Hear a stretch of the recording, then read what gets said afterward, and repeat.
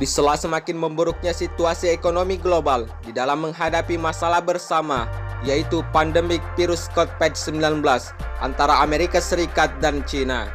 Serta ditambah lagi dengan aktivitas keamanan di Laut Cina Selatan yang semakin memburuk karena aksi manuver China untuk mengklaim wilayah laut teritorial negara-negara kawasan Asia Tenggara dan salah satu pulau di Jepang yang tidak berpenghuni. Hal itu jelas saja membuat pemerintah China untuk terus meningkatkan kewaspadaannya dengan melakukan pengiriman berbagai macam jenis alutsista tempurnya dan melakukan aksi militerisasi dengan melakukan latihan tempur secara rutin yang lebih sering dari tahun sebelumnya. Namun yang menjadi pertanyaan, mengapa Amerika Serikat harus berhadapan langsung dengan kekuatan militer China di Laut Cina Selatan? Sebab jika kita lihat, Amerika Serikat sama sekali tidak memiliki wilayah dan klaim teritorial di Laut Cina Selatan tersebut. Pada dasarnya, Amerika Serikat adalah negara perdamaian kawasan lalu lintas laut dan udara internasional yang telah disepakati oleh semua negara di dunia ini. Amerika Serikat juga telah memiliki otoritas penuh untuk melakukan pembatasan produksi senjata pemusnah massal seperti bom nuklir. Keterlibatan Amerika Serikat yang harus berhadapan langsung dengan China di Laut Cina Selatan adalah disebabkan klaim sepihak dan pengembangan senjata nuklir China yang tidak ingin mengontrol unit produksinya untuk memperkuat sistem pertahanan militer China. Adapun klaim sepihak China di Laut Cina Selatan yang membuat Amerika Serikat harus terlibat adalah klaim sepihak China terhadap wilayah laut perlintasan internasional dengan kebebasan bermanuver untuk semua kapal dan pesawat yang melintas di wilayah tersebut. Seperti yang kita ketahui sebelumnya, jika menurut hukum internasional UNCLOS tahun 1982, wilayah perlintasan atau kebebasan bermanuver di setiap laut di dunia ini tidak bisa dimiliki sepenuhnya oleh negara tertentu. Persitegangan Amerika Serikat dan China ini tidak saja dimulai di saat mewabahnya virus corona, sebab ketegangan keduanya telah dimulai dari soal teknologi, perdagangan, hingga Laut Cina Selatan.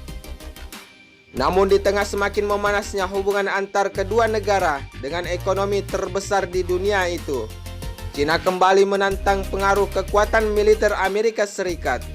Sebab baru-baru ini telah muncul seruan agar China semakin meningkatkan produksi kapasitas senjata nuklirnya. Seruan untuk terus meningkatkan produksi senjata pemusnah massal China ini disampaikan oleh kepala redaksi tabloid nasionalistik Global Times, yaitu Hu Xinjing, sebagaimana yang ditulis South China Morning Post. Di dalam pernyataan tersebut, pemerintah China ditekan agar segera meningkatkan hulu ledak nuklir menjadi 1000 sebagai tanggapan perlawanan China terhadap Amerika Serikat yang semakin menambah alutsista tempurnya di Laut Cina Selatan. Secara bersamaan, China diminta untuk semakin meningkatkan kapasitas rudal balistik antar benua atau ICBM yang dimiliki militer China, yaitu DF-41 untuk dapat mencapai daratan Amerika Serikat sebagai bentuk antisipasi militer China di Laut Cina Selatan jika terjadi perang senjata dengan Amerika Serikat. Menurut sumber informasi terpercaya, rudal andalan China dengan jenis DF-41 adalah merupakan ICBM berbasis darat paling kuat yang telah dimiliki oleh Tentara Pembebasan Rakyat China. Rudal DF-41 China ini diklaim sebagai senjata rudal balistik yang memiliki hulu ledak nuklir yang dapat menjangkau sasaran target antar benua. Pengembangan dan peningkatan produksi rudal DF-41 China adalah bentuk sikap China yang menantang kebijakan pembatasan produksi senjata pemusnah massal oleh Amerika Serikat. Dan hal ini adalah salah satu alasan Amerika Serikat mengapa harus ikut melibatkan diri di Laut Cina Selatan dan berhadapan langsung dengan kekuatan militer China. Selain itu, berdasarkan sumber informasi, China telah melakukan uji coba peluncuran rudal jelajah DF-41-nya ini sebanyak 16 kali. Salah satunya adalah uji coba peluncuran rudal nuklir China dalam parade militer Hari Nasional di Beijing, yaitu pada Oktober 2019 lalu. Uji coba yang kesekian kalinya itu, China mengklaim jika rudal antar benuanya itu mampu membawa hingga 10 hulu ledak nuklir dalam sekali peluncuran ke sasaran target. Tentu saja dengan peningkatan atau produksi massal senjata nuklir China ini akan menjadi ancaman bagi Amerika Serikat jika tidak segera dihentikan atau dilakukan kontrol produksi senjata. Namun selain akan menjadi ancaman bagi Amerika Serikat, tentunya akan menjadi ancaman pula bagi negara-negara kawasan Asia Tenggara yang tidak memiliki senjata rudal yang berhulu ledak nuklir. Dengan semakin meningkatnya aksi militerisasi China di kawasan Asia Tenggara untuk mendukung pergerakannya memperluas wilayah laut kekuasaannya atau klaim sepihaknya itu, tentunya tidak menuntut kemungkinan akan menjadi ancaman tersendiri bagi wilayah teritorial kedaulatan Laut Indonesia di Laut Natuna. Apalagi China saat ini merupakan salah satu dari 5 kekuatan nuklir yang diakui di bawah perjanjian tentang non-proliferasi senjata nuklir. Sehingga senjata nuklirnya diyakini sebanding dengan Inggris dan Prancis dengan hulu ledak sekitar 200 hingga 300. Sedangkan Amerika Serikat dan Rusia memiliki puluhan ribu senjata nuklir pada puncak Perang Dingin. Namun gudang senjata mereka dalam beberapa tahun terakhir telah berkurang menjadi sekitar 4.000 hulu ledak untuk membatasi tingkat produksinya, yaitu dari kedua negara superpower di dunia ini. Selain itu, Amerika Serikat sempat menyebut China sebagai saingan strategis pada tahun 2017 lalu.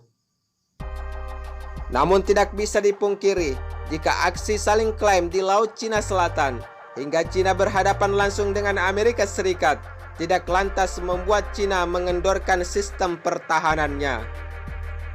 Sebab China juga telah membangun kekuatan militernya dengan PLA Navy China.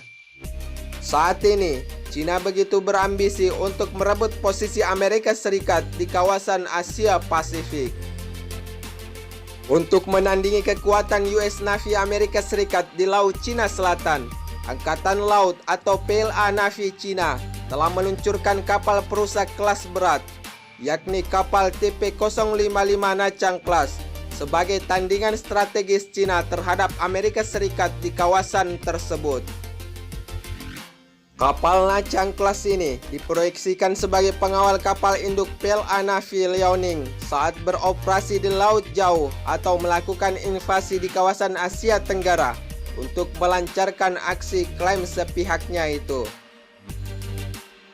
Sebagai bentuk perlawanan China terhadap US Navy Amerika Serikat yang semakin menegangkan di Laut Cina Selatan, China kembali memperlihatkan kemampuan Nachang dengan melakukan latihan militer di laut lepas dan menjadikan kapal perusak itu sebagai pusat misinya. Salah satu pakar angkatan laut yang berbasis di Beijing mengatakan jika Nachang merupakan kapal flagship dan terbesar milik PLA Navy yang meningkatkan kemampuan tempur China.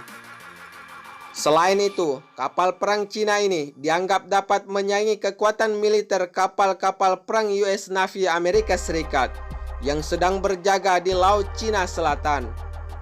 Sebab Nachang adalah salah satu kapal perusak terbesar Tiongkok dan signifikasinya sampai taraf tertentu tidak kurang dari kapal induk Amerika Serikat. Untuk kapal perang China ini bisa dibilang sebagai kapal induk karena dapat membawa pesawat jet tempur, telah dilengkapi dengan segala kemampuan perang dari 3 dimensi, serta dibekali 112 rel peluncur rudal vertical launching system atau PLS yang dapat memuat berbagai jenis misil segala matra. Sebagai pembanding kecilnya, untuk salah satu kapal perang terbesar milik Indonesia, yaitu adalah KRI Bung Tomo milik TNI Angkatan Laut.